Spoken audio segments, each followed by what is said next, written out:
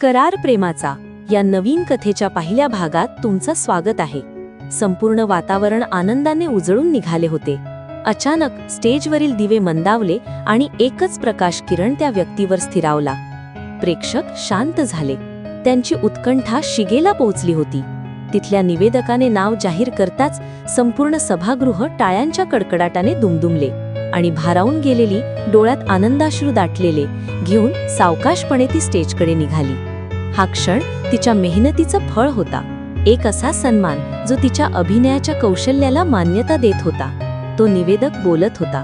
ती स्टेजवर उभी होती. समोर टाळ्यांचा कडकडाट, चमचमत्या प्रकाशझोतात नाहणारा मंच आणि तिच्या हातात चमकणारी सर्वोत्कृष्ट नायिका पुरस्काराची ट्रॉफी. तिने डोळे मिटून तो क्षण मनात साठवला. मी हे स्वप्न अनेक वर्ष पाहिलं होतं आणि आज ते पूर्ण झालंय, ती भावूक होत म्हणाली. प्रेक्षकांमध्ये बसलेली तिची आई हा क्षण डोळ्यात साठवून अभिमानाने तिच्याकडे पाहत होते. दिग्दर्शक, सहकलाकार, पत्रकार अगदी सगळे तिच्याकडे कौतुकाने नजरेने पाहत होते. तिने माईक हातात घेतला. बोलायला तोंड उघडणार तेवढ्यात धडाम, ती गडबडून भानावर आली. डोळे उघडले आणि ती थेट जमिनीवर चामाईला. तिने जोरात हंबरडा फोडला. हातपाय चोळत तिने आजूबाजूला पाहिलं. न स्टेज, न टाळ्या, न ट्रॉफी, फक्त तिची साधीशी खोली आणि कोपऱ्यात पडलेला गाद्यांचा ढीग. शपथ, काय स्वप्न होतं यार. आणि ती ट्रॉफी, जस्ट अमेझिंग. पण आजही तिला हात लावू शकली नाही मी. ती स्वतःशीच बोलत होती की इतक्यात बाहेरून आईचा आवाज आला. उर्वी, किती वेळा सांगितलंय गादीच्या कडेला झोपू नकोस. आयुडी, आता काय स्वप्न बघायला पण स्पेस नाही का. उर्वी स्वतःशीच पुटपुटली आणि परत बेडवर चढली. पण ते स्वप्न किती रिअल होतं ना. कदाचित एक दिवस खरंच. तिने स्वतःशीच हसत डोळे मिटले. तर ही आहे उर्वी, आपल्या कथेची नायिका. ही एक उत्साही, स्वप्नाळू आणि मेहनती मुलगी आहे. तिचे व्यक्तिमत्व अगदी उठावदार आहे, पण तिला आवडतात मोठमोठी स्वप्न बघायला आणि ती सत्यात उतरवायला देखील. एकच स्वप्न आहे जे पूर्ण करण्यासाठी ती धडपडत आहे. अभिनयाची प्रचंड आवड असलेल्या उर्वीने लहानपणापासून आरशासमोर उभं राहून संवाद म्हणायची, हिरोईनसारखी स्टाईल करायची. तिला तिच्या नावासारखाच स्वतःवर आणि तिच्या क्षमतांवर पूर्ण विश्वास आहे. तशी ही मध्यम उंचीची, सडपातळ शरीरयष्टीची आहे, पण तिचे मोठे, बोलके डोळे नेहमीच चमकदार दिसतात. ते कधी उत्साहाने तर कधी स्वप्नांमध्ये हरवलेले असतात. तिचे केस लांबसडक आणि थोडेसे वळणदार आहेत, जे ती कधी मोकळे सोडते तर कधी साध्या वेळीमध्ये बांधते. तिचा त्वचेचा रंग गोरा, अगदी नैसर्गिक तेज असलेला होता. अशी ही उर्वी स्वभावाने मनमिळावू आणि हसमुख आहे, पण तिच्या स्वप्नांसाठी ती कमालीची जिद्दी आहे. आणि अभिनयात नाव कमावण्याचं तिचं वेड आहे. तिच्या आईच्या भाषेत पण तिच्यासाठी ती ध्येय वेडी आहे. तिला चित्रपट, नाटकं बघायला आणि आरशासमोर डायलॉग प्रॅक्टिस करायला खूप आवडतं. तिच्या बोलण्यात थोडा मिश्किलपणा असतो, त्यामुळे ती लोकांना सहज आपलीशी वाटते किंवा ती त्यांना आपलेसे करून घेते. आता ती जरी स्वप्नाळू आहे तरी फक्त स्वप्न पाहणारी नाही बरं का, तर त्या स्वप्नांसाठी झटणारी आहे.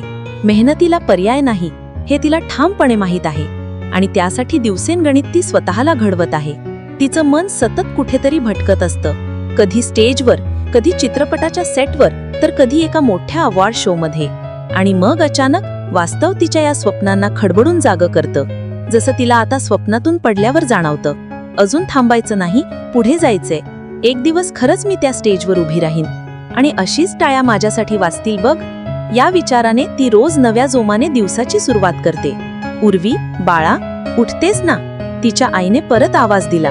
तसं उठते ग, असं म्हणून पुन्हा अंगावर गोधडी घेऊन मॅडमने पसरून दिलं. छोट्याशा घरात उर्वी आणि तिची आई, संध्याताई, दोघींचं जग वसलं होतं. त्यांचं घर मोठं नव्हतं, पण त्यात माया भरपूर होती. संध्याताई एका खासगी कंपनीत नोकरी करून घर चालवत असे. सध्या त्या दोघीच एकमेकींसाठी संपूर्ण जग होत्या. उर्वीच्या लहानपणीच तिचे वडिलांचे निधन झाले. त्यानंतर तिच्या आईनेच तिला आईसारखं प्रेम आणि वडिलांसारखं बळ देत मोठं केलं. त्यांच्या घरात भलेही 3-4 खोल्या असतील, पण त्यांच्या नात्यात मोकळीक, प्रेम आणि एकमेकींची साथ भरपूर होती. तिची आई संध्या एक कणखर आणि प्रेमळ स्त्री होती. सकाळी लवकर उठून दोघींसाठी नाश्ता बनवणं, उर्वीला कॉलेजला पाठवणं आणि मग स्वतः कामावर जाणं, हे त्यांचं रोजचं रुटीन होतं. तिला उर्वीचं अभिनयाचं वेड माहिती आहे, पण त्याच वेळी ती वास्तवाची जाणीवही तिला करून द्यायची. स्वप्न बघायला हरकत नाही ग, पण त्यासाठी मेहनत करावी लागते बाळा, हा सततचा सल्ला त्या उर्वीला द्यायच्या. उर्वी आणि तिची आईचं नातं खूप घट्ट होतं. आई तिच्या प्रत्येक सुखदुःखाची पहिली साक्षीदार होती. उर्वी जरी मोठी स्वप्न बघत असली तरी तिला माहीत आहे की तिच्या प्रत्येक यशामागे आईच्या कष्टांचा मोठा वाटा असणार होता.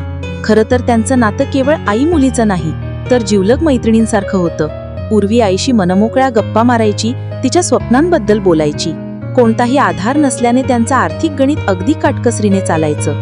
ब्रँडेड कपडे, महागडी हॉटेलं, मोठ्या पार्ट्या यापासून त्या दोघी लांब होत्या. ते त्यांना परवडणारे नव्हते ही गोष्ट वेगळी म्हणा, पण स्वाभिमान आणि आत्मसन्मान यांची त्यांच्याकडे काही कमी नव्हती. संध्याताई कधी कधी उर्वीच्या स्वप्नांना थोडंसं अवास्तव बोलायच्या, कारण त्यांना माहित होतं की अभिनयाच्या क्षेत्रात टिकणं सोपं नाही. पण तरीही ती उर्वीला कधी थांबवलं नाही. प्रयत्न कर, पण जमलं नाही तर दुसरा मार्ग शोधायचा, हार मानायची नाही, असा तिचा सल्ला त्या उर्वीला द्यायच्या. तिला कधीच त्यांनी खाली खेचलं नाही की खूप उडू दिलं नाही. ती स्वप्नांमध्ये हरवलेली असायची तेव्हा संध्या आई तिला जमिनीवर ठेवण्याचं काम करायची. आई तिचं वास्तव होतं, तर उर्वी तिच्या आईचं स्वप्न होतं. मम्मी कहती बडा नाम करेगी, बेटी हमारी ऐसा काम करेगी. आई, एक दिवस तुझं नाव मोठं करेन, असं उर्वी नेहमी तिच्या गळ्यात हात टाकून म्हणायची.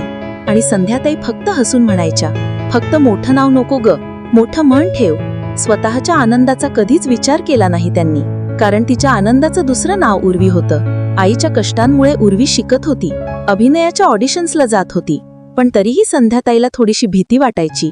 हा मार्ग सोपा नाही, अपयशाची भीती कायम असते या वाटेवर.